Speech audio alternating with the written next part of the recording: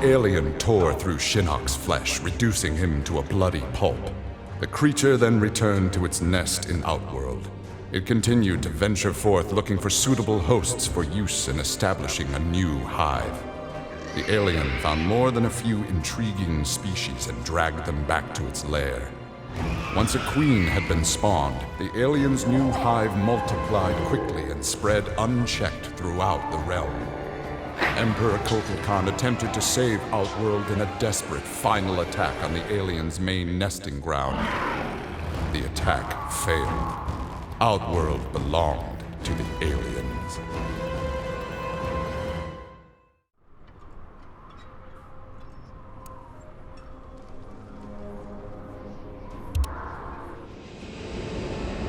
Having learned that Outworld was now protected by the Mortal Kombat tournament, Bo' Rai Cho returned to defend his homeworld. He was no friend of Kotal Khan, but no realm deserved subjugation. Bo' Rai Cho began training Outworld warriors for the fight to come. With Bo' Rai Cho's fighting skills and leadership, Outworld repelled the Earthrealm aggressors. His former friend Raiden had been denied.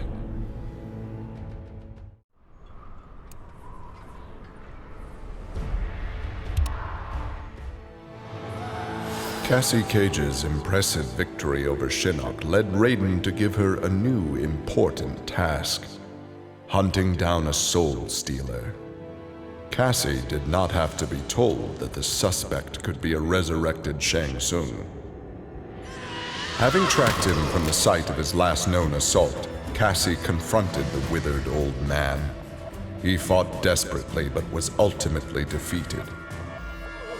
As the old man lay dying before her, Cassie asked his name.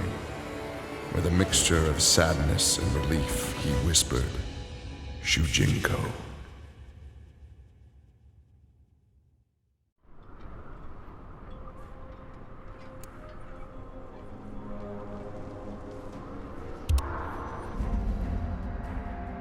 Devorah's ultimate plan was not to destroy Shinnok, but to enslave him. She implanted larvae, her young, in his body to gestate. Having consumed the godlike power of their immortal host, Devorah's offspring were unlike any Kaitin ever born. As they matured, they spread like locusts throughout the realms. Her army of Kaitin super drones brought glory to Devorah, their beloved queen, and destruction to all.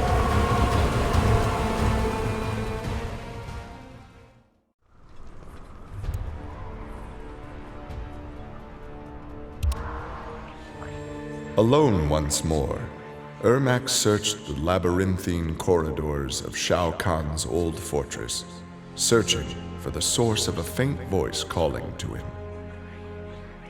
Suddenly, a wisp of dust brushed his chest, wrenching free one of his many souls. The dust took the form of a man who began to consume soul after soul. As the weakened Ermac stared helplessly, he recognized the mysterious figure. The sorcerer Shang Tsung, returned from death.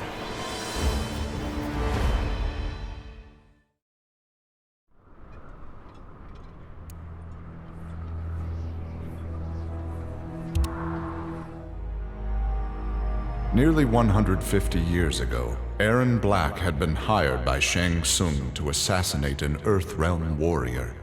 In return, Shang had slowed Black's aging process. He could therefore afford to be patient. If an employer wanted someone dead, they would be in time.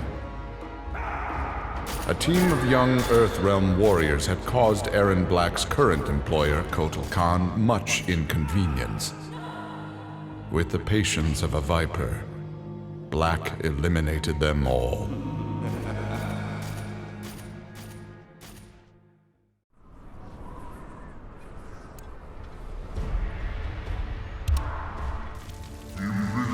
For many years, Farah and Tor were a symbiotic pair.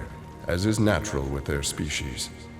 But that bond was broken when Farah came of age and began the Great Transformation. Farah Tor returned to the Tarkatan Wastes, where Farah began her metamorphosis. The process took an agonizing 3 outworld years, during which time Tor withered and died. Now a brute, Farah will be chosen by a rider. A new symbiotic pairing will be forged, and new battles will be won.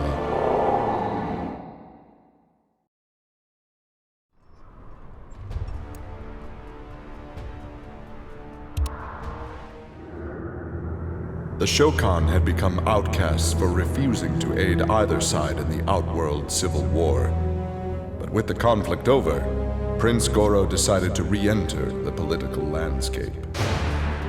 Kotal Khan's armies were weak from years of battle. Melina's rebels were scattered. It was an easy matter for the Shokan to seize control. The newly crowned Emperor Goro had his rivals exterminated. No Ashtek, Kaitin, Edenian, or Tarkatan would usurp his throne.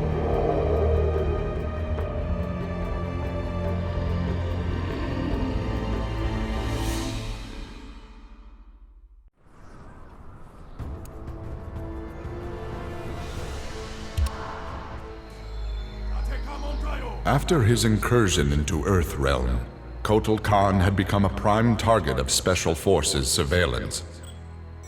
Jackie Briggs was assigned to monitor his activity.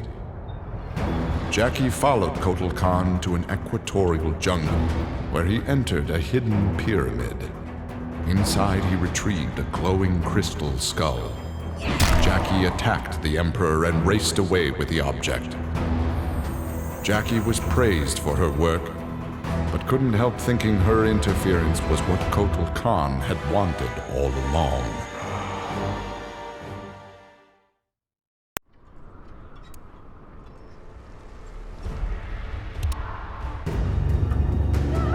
Like Scorpion, Jason Voorhees was a revenant.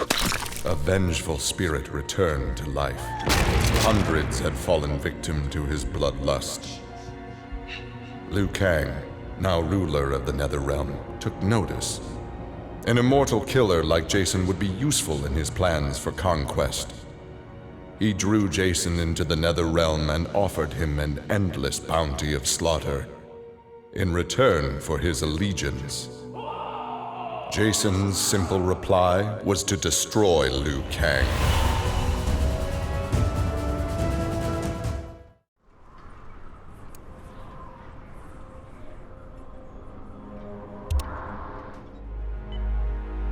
After Shinnok's fall, the hospitalized Johnny Cage asked Jax to fill in as leader of his squad.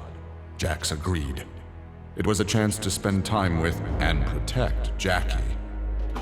Boarding their transport after a routine mission, Jax's greatest fears were realized as the mercenary Aaron Black sprung from the cargo bay and fired on the young heroes. Fortunately for Jackie and company, Jax's quick reflexes and bulletproof arms deflected the assassin's rounds. Jax quickly subdued Black, then slipped into shock as a red stain engulfed his chest.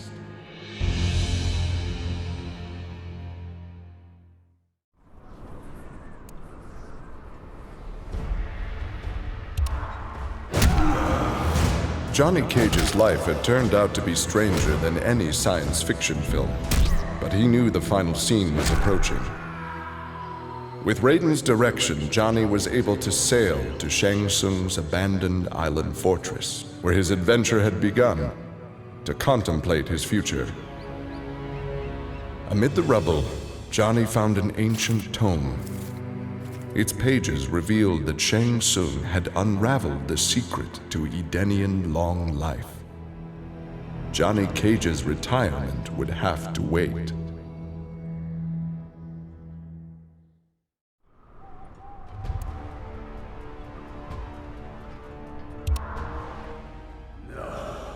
Kano had always been a survivor, but even he would one day succumb to fate.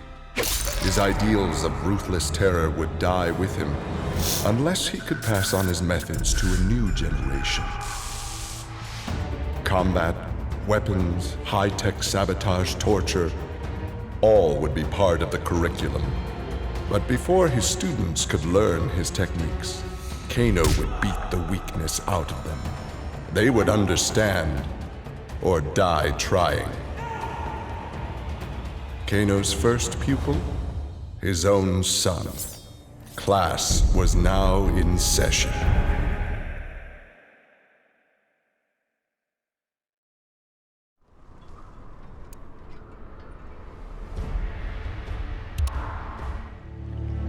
Having defeated Shinnok, Kenshi joined Takeda on his quest to avenge his mother Su-Chin's murder.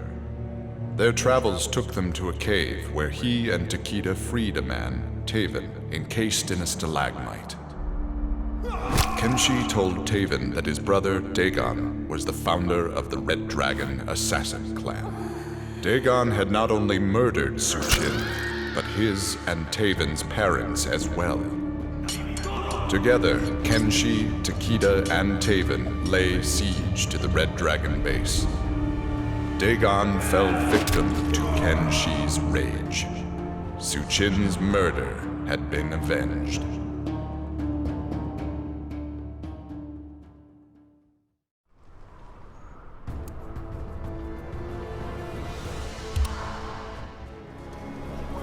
Kitana found herself walking the streets of a magnificent, shining city. This was Edenia, a realm freed from Outworld, and Kitana was its beautiful queen. This was the timeline unaltered by Raiden. Earthrealm had been destroyed by Shao Kahn, but Kitana had survived Armageddon and united the other realms to destroy him. Long-lasting peace was the result. Kitana awoke from this vision to find herself in the Nether Realm. She was not the queen of Edenia, but a revenant of hell, and she hated Raiden for it.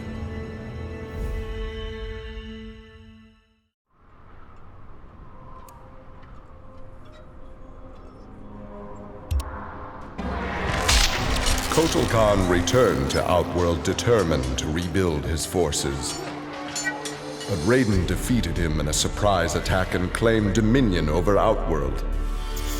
Desperate, the Emperor called upon the Elder Gods to aid in preserving his sovereignty. They granted his request, invoking the most sacred of contests. Now, once every decade, Kotal Khan must enlist his greatest defenders to face Raiden's challengers in mortal combat.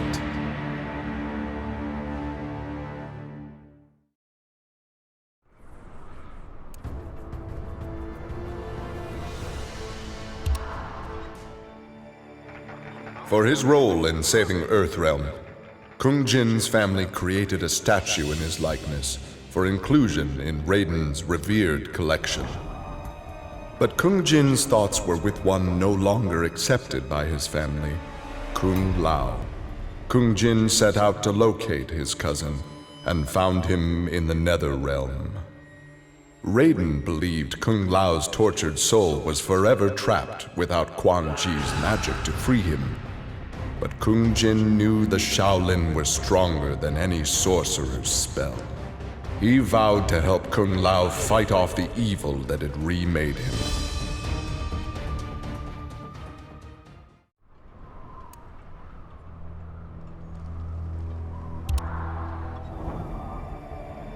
After Shinnok's defeat, Kung Lao found himself trapped in the Nether Realm, his soul corrupted by Quan Chi's dark magic. There he would have remained but for the aid of his cousin Kung Jin. Together, their Shaolin strength repelled the evil sufficiently enough for Kung Lao to escape that dark realm and control his inner demons. Compromised but not lost, Kung Lao now exists as an agent of vengeance. He will show evil no mercy.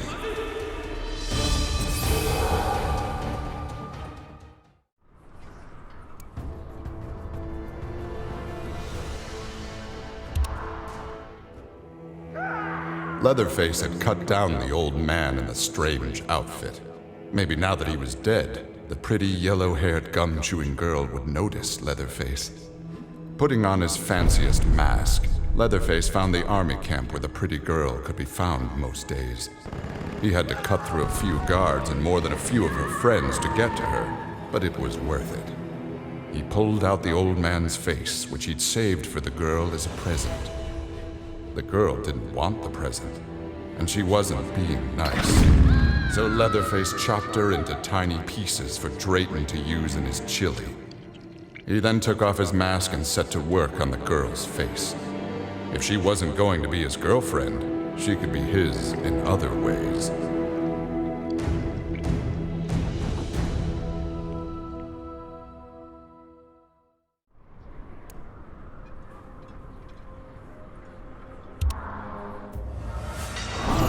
With Shinnok defeated, Liu Kang explored the Nether Realm, a world that, without Shinnok's controlling power, had descended into chaos.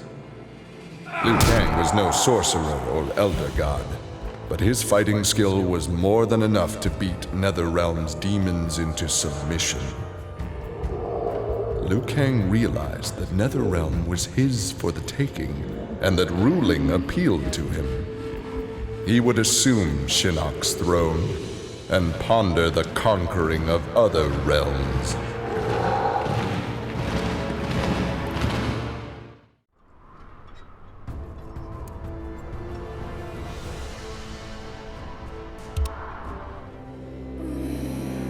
Overcome with exertion, Mileena collapsed and felt her soul gliding through the ether.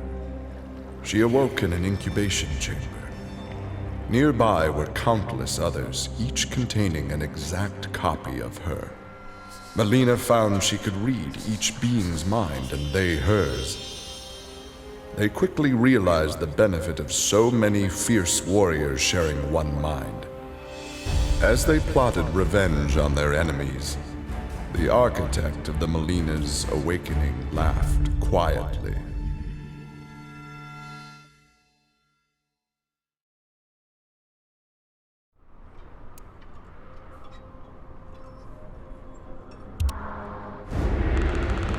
This world called Earth produced many worthy opponents, which made for excellent sport. Some possessed a power previously unknown to the Predator's race, sorcery. The Predator sought to harness this new power for use in his conquests. He analyzed a trophy from a recent battle and eventually discovered its secrets. With the power of sorcery, the Predator was unstoppable and decimated whole worlds single-handedly. He had become the apex predator.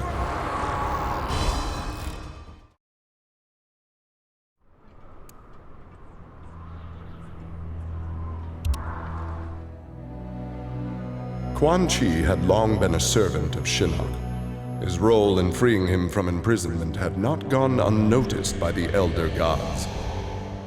Shinnok was no longer a threat, but Quan Chi's actions had given rise to a new power. After much deliberation, the Elder Gods contrived a plan to rebalance this power before it grew further. Free will was burned from Quan Chi's soul and replaced with a single directive. He must kill Raiden.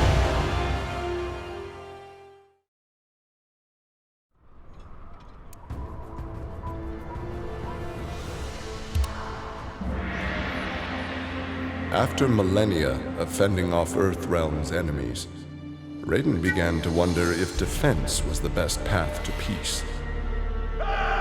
In a change of tactics, Raiden and the Shirai Ryu attacked Kotal Khan's armies before they could rebuild. They decimated the Emperor's forces, leaving Outworld at their mercy.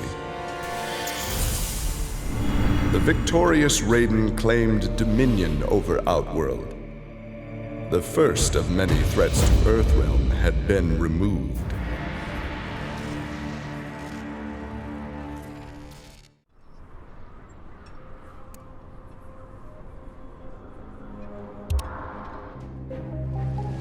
After Shinnok's defeat, Reptile was ordered to Earthrealm by Kotal Khan to assess the damage. Such intel could prove useful in future conflicts. Stumbling upon a collapsed cavern, exposed during the crisis, Reptile was shocked to see raptors emerging from within. Unlike the rest of his race, these raptors had never left Earthrealm for the doomed realm of Zaterra, and thus had remained safe and hidden. Alone no more, Reptile vowed to remain with his rediscovered people and reclaim their Earthrealm homeland.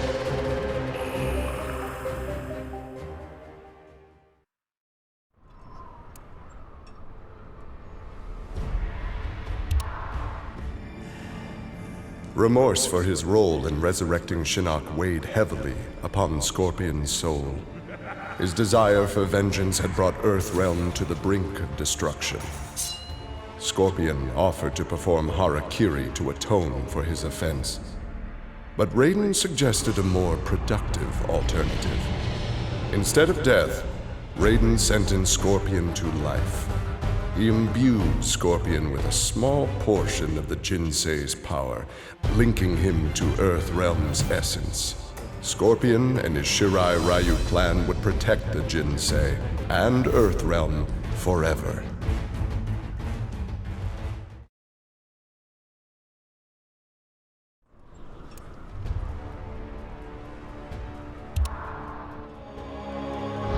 Earthrealm belonged to Shinnok. It became the staging area from which he would finish his war on the Elder Gods, which began eons ago.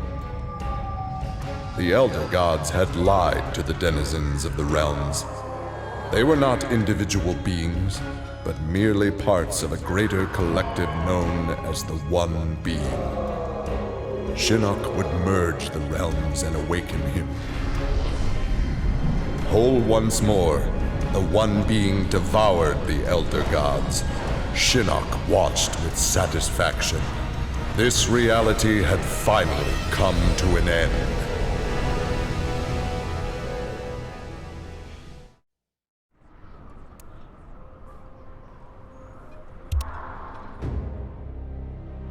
Exhausted by her ordeals, Sonya slipped into a deep sleep and began to dream.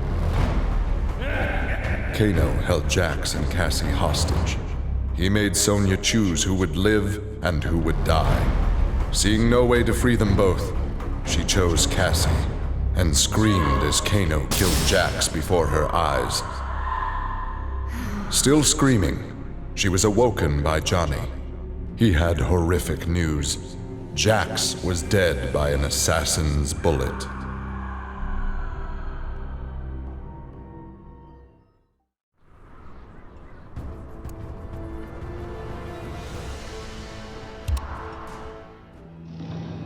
Grandmaster Sub-Zero knew his Lin Kuei clan would need more than martial arts to stave off future threats to Earthrealm. In the frozen reaches of Outworld, he found the answer. A female frost dragon with a clutch of eggs. With his ability to freeze, Sub-Zero hatched the Dragonlings. They accepted their Lin Kuei masters and their training as combat mounts. With a force of dragon riders, the Lin Kuei's ferocity became legend. None dared risk conflict with Earthrealm.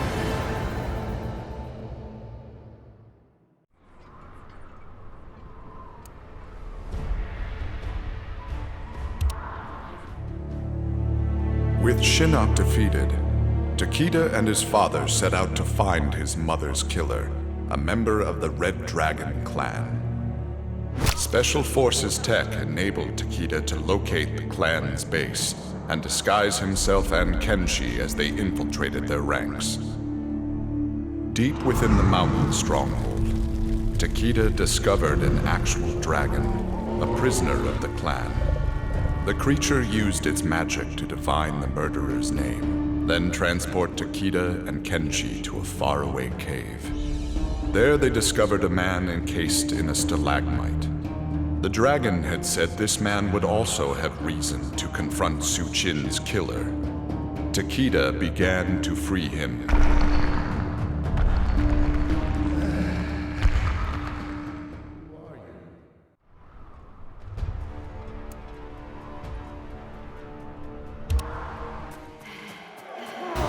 With Melina executed, Tanya's dreams of a free Edenia seemed dead as well.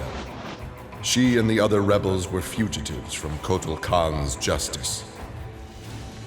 Her fellow Edenian, Rain, had proved a powerful ally and a satisfactory consort, but he had become useless to her. In exchange for leniency, Tanya informed the Khan of Rain's whereabouts. Imprisoned, but alive, Tanya's plotting began anew.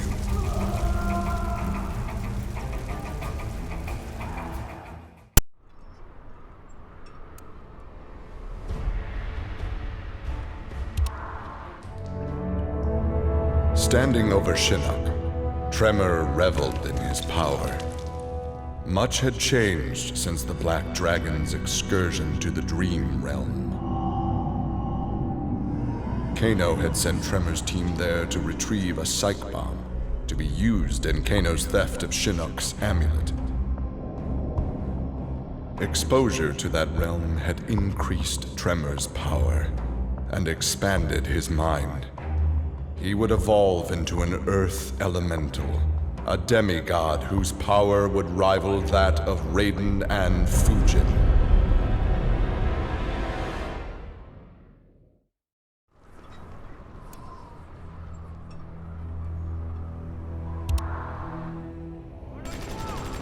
After destroying Shinnok, Tri-Borg turned his attention to the Special Forces. General Blade and the others fought valiantly, but their human weaknesses led to their inevitable defeat. Now with access to the SF computer network, Tri-Borg used it to interface with the Lin Kuei storage drives from which he was spawned. He saved the brainwave data of dozens of his Lin Kuei brothers and sisters to the SF servers. The SF laboratories provided the materials necessary for Tri-Borg to create cybernetic bodies for each one. Soon the downloads were complete. The Cyber Lin Kuei had been reformed. But because Sub-Zero had forever sullied the clan's name, Tri-Borg decided to begin anew.